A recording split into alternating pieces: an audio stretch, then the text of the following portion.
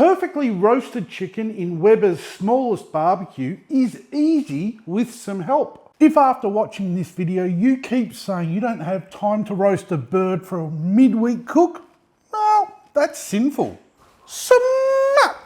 Start off by grabbing a chicken, like this 1.8 kilogram chicken I picked up from Mick, my butcher out at Gippsland Premium Meats. We need to spatchcock this bird, so we need to see the back and we need to remove the spine. And how we do that is using a pair of kitchen shears or a sharp knife. You're going to go up one side of the spine and then you go up the other side of the spine and it comes out like that. Now the chicken has a breastbone and it's right there. So grabbing a sharp knife, you just want to make a little nick into it.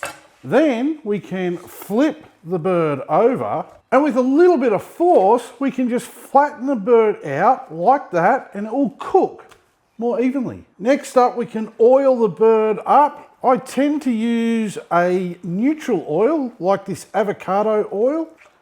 Flip it over and do the inside as well. Now the oil is going to help the seasoning stick and it's also going to help you brown up the bird while you're cooking it. Seasoning is next. Into a small bowl you want to add a teaspoon of salt flakes, a teaspoon of freshly ground black pepper, 2 teaspoons of smoked paprika, a teaspoon of garlic granules, a teaspoon of onion granules, 1 teaspoon of dried thyme, and 1 teaspoon of dried oregano, or oregano, however you say it. Mix all the ingredients up thoroughly. We want to coat the inside of the bird first, and then we're going to flip it and repeat. And you'll want to apply your rub from around 30 centimetres above your food. What this does is it just allows the particles in the rub or seasoning to separate before they hit it, and you get much more even flavour. Once it's fully seasoned, this can go back in the fridge until we get the barbecue ready. Today I'm using a Weber Go Anywhere, or GA as they're known, and I'm pairing it up with a 100ml riser I grabbed from Rub and Grub. And I'm also going to use a thermometer to track the internal temp of our Weber and the chicken. And we are aiming for 180 to 200 degrees Celsius for this cook. And we'll achieve that by lighting up 14 of these wood charcoal briquettes from heat beads. And we're also going to put in 6 unlit briquettes, and that's going to help us prolong that heat.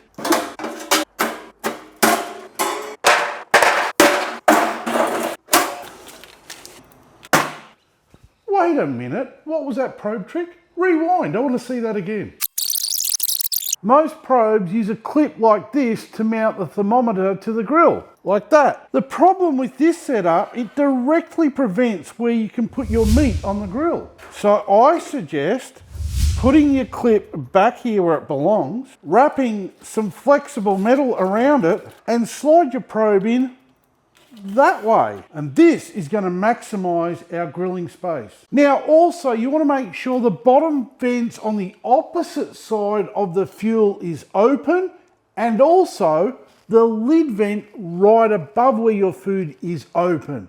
Now that's a different sort of setup that you'd normally do, but what we're trying to do is allow a little bit of oxygen to come into the fuel and then come back over the food and out the exhaust vent. And this sort of setup is just going to stop our Weber, this tiny little Weber, from getting too hot. Give that 10 minutes to warm up before you put your bird in. Charcoal gets hotter when angry, just like your missus. We're in our temp range, so it's time to get the chicken on. I like to place the drumsticks closest to the heat at the start of the cook because those briquettes are at their hottest now. And the legs are a dark, fattier meat with a lot more collagen in the breast. And therefore we can push the dark meat a lot further internally. You just want to put an internal temp probe into one side of the breast meat. And we're going to monitor this until it reaches 74 degrees internally. Put the lid back on and we wait. This cook will take 1 hour and 15 minutes. And you know what that means? If you follow my beer timer, This is a 3-beer cook.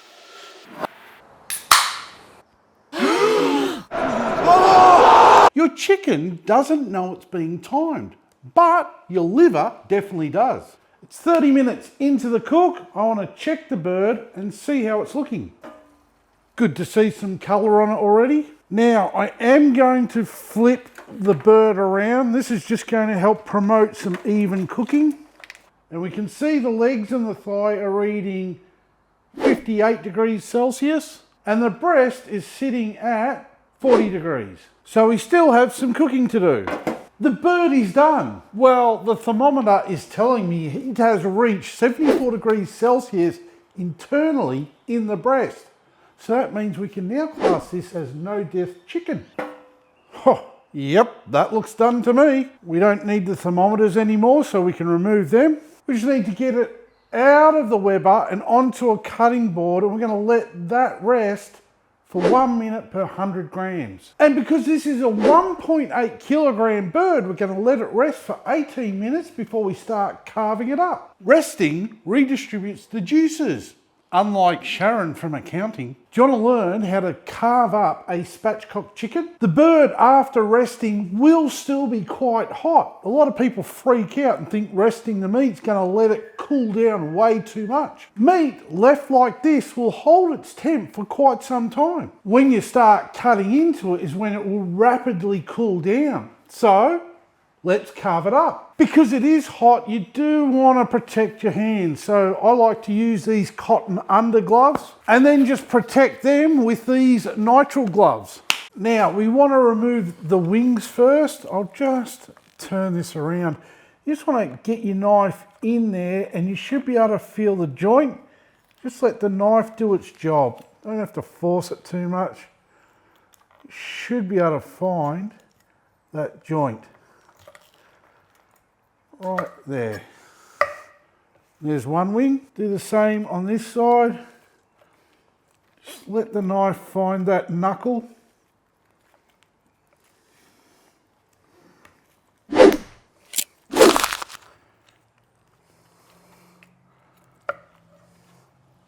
And there's the other wing. Now we're going to do the same with each leg and thigh. You just want to let the knife do its job and bang. There we go, there's one. Do the other one.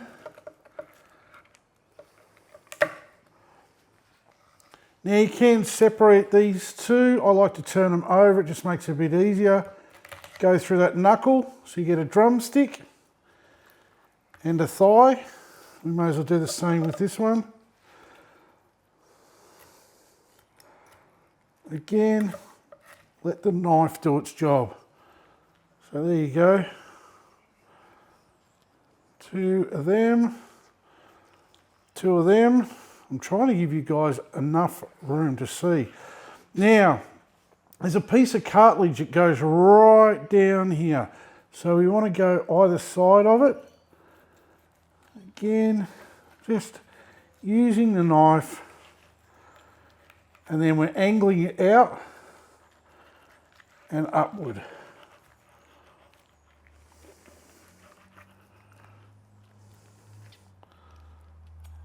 There's one breast, and again on the opposite side of the cartilage, all the way down, and then start working your way up to the top. Last bit.